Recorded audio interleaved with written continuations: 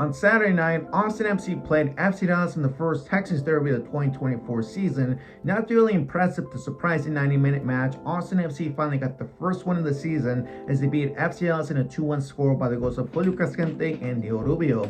In my reaction to this win was pretty much this. I was left impressed by how good Austin FC looked and how different they were, but it's finally a huge relief that the squad got the first win of the season against an in-state rival. But before I get to that, let's look at the starting lineup. This lineup, to me, it was surprising and interesting in both ways. Surprising because we see a much more different lineup than we usually see in the past 5 games. We see a different back four. Matt Hedges was benched, but we do see Julio Cascante and Brandon Hines-Ike start. Our fullbacks, we see John Gallagher back on the left side, an area where he's much more comfortable in, but we do see Hector Jimenez start on the right side, which to me was a surprising move by Josh Wolff. Our midfield, on paper, it said it was a 4-4-2, but in the field it was a 4-2-3-1. So our two pivot midfield players were both Alex Ring and Danny Pereira, but again, as usual and expected, Danny Pereira was pushed back to support back four.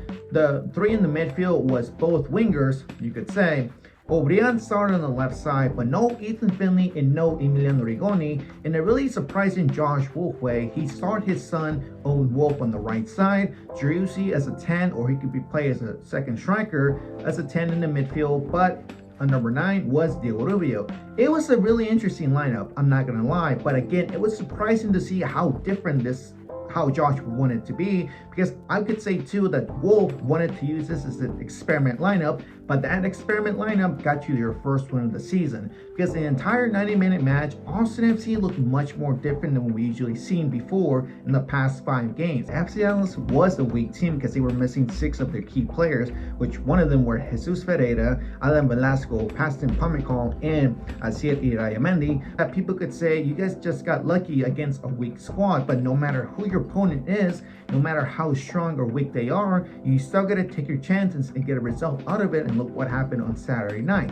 The first half, Austin FC, it was much more, to me, the first 15 minutes was a slow start, but you see the last 30 minutes of it, Austin FC was being the dominant team, because that's another thing. Josh Wolff, I think people don't point this out, but he did change up the system again, just like how he did against St. Louis, because FC Dallas isn't much of a team who likes to control the ball the entire time. Austin FC was trying to do that to them, and that's what they did. And you see FC Dallas trying to get the ball because their time was limited. Any mistake they would do, one of our players would go up to that mistake and do a huge buildup. The one thing I would have to say, the con about it, since there's pros and cons, was that Austin FC had a lot of distribution, but the chance, a lot of creative chances, to be a goal, but at the end, the finishing again was poor for us. Like, that's been the season. Like, we have to improve more on that finishing as the season goes along. But the player that I would have to say did a huge impact in the midfield, underrated, I would say, was Danny Pereira. Pereira was being pushed back the entire time to support the back four, but when he was needed, it was a smart move of him to go up and support our midfield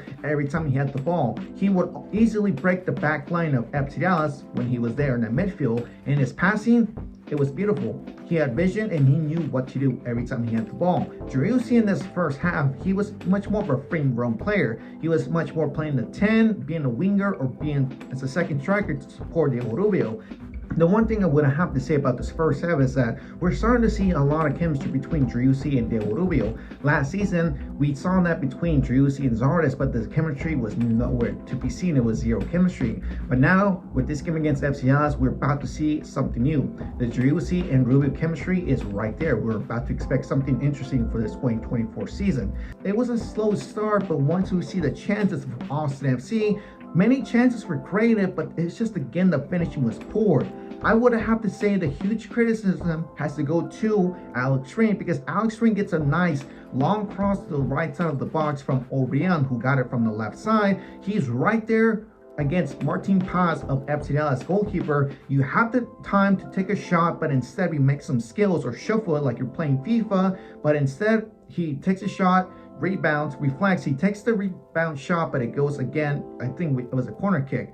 At this point, Alex Ring, you just have to take your shot. It doesn't matter how good or bad your shot is, just take the chance and go for it, and you could have at least opened up the score for us. But you can say that Austin FC was getting there to get that goal because, again, dominant team they were in this first half. FC Dallas was nowhere to be found in our own half on rare occasions, but we had Julio Cascante and Brendan Hines-Ike. See, like, this is the Cascante we want. This is the Cascante to be a huge leader, a role model in that back four for the defense. The second half starts and Austin FC looks like a much more dominant team than they were in the first half. We do see Alex Ring take a shot outside the box, but the ball hits the post and you realize, damn, that could have been a nice shot and a nice goal to open up the score. But minutes later, we see a defensive mistake that led to an FC Dallas goal. We do see Hines-Ike and Cascante trying to clear the ball from a Martin Paz long shot, 60-yard pass to his player, but Musa, the number 9 of FC Dallas, beats him to it, and you can see one of the FC Dallas strikers by himself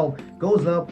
John Gallagher gets there late, but he takes a shot and opens up the score for FC Dallas, which is a 1-0 score. And you can realize that they make it so easier. When they take a shot, it's that easy. But for us, we have to take so many chances, so many so many passes to create a chance at goal. But you see FC Dallas, you see the consequences. But minutes later, this is from Austin FC. Something interesting and something different. They reacted 5 minutes after that goal. It was a throw-in pass. Gallagher gets in and does a really good aerial cross that he sees Julio Cascante inside the box. Cascante beats 2 FC Dallas defenders, does a header, elevates and ties it up 1-1. Austin FC is now coming back from a 1-0 deficit. Something we've seen before when it came to, I believe, the Philadelphia Union match, and I think against St. Louis too.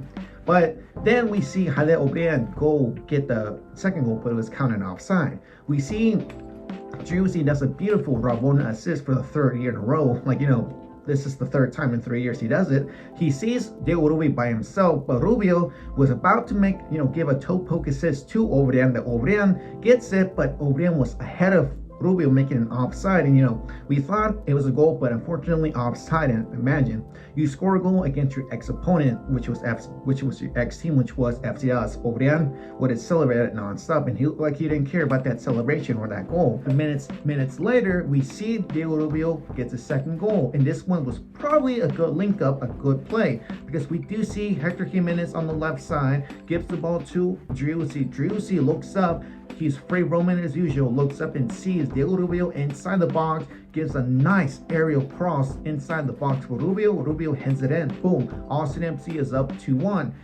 Rubio and Cascante both are top goal scorers of this season with 2 goals. And you can realize that Austin FC was being better this time, being dominant, because you could see no reaction by FC Dallas at all. After that second goal for Austin FC, it was minute 75. We were trying to get that 3rd goal, make it a comfortable lead for us, but it didn't happen. You could see that Josh Wolf put out his back 5 once he put in, Matt Hedges, because he was gonna put Ethan Finley in, but no, he said, hold that thought. Let me put Hedges with our 2 center backs and make it a park the bus moment. This, we realized Josh Wolf was losing his mind, was about to shit the bed, but luckily it didn't happen. Again, our opponents were, I think the matter of this is that FC Dallas was much more worried about getting another goal than scoring a goal against us, and that's what happened. But at the end of the day, Austin FC gets the first win of the season in a 2-1 score against our inside rivals, which was FC Dallas.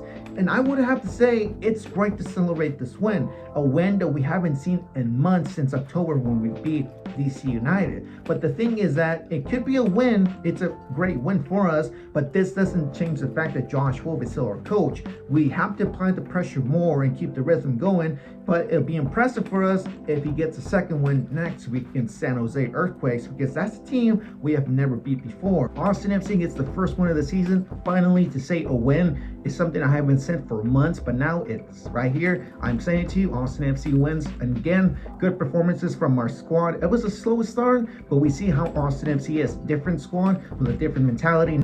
Hope you guys understood this video. My name is Manuel Mixon 17, and I'll catch you guys on the next one.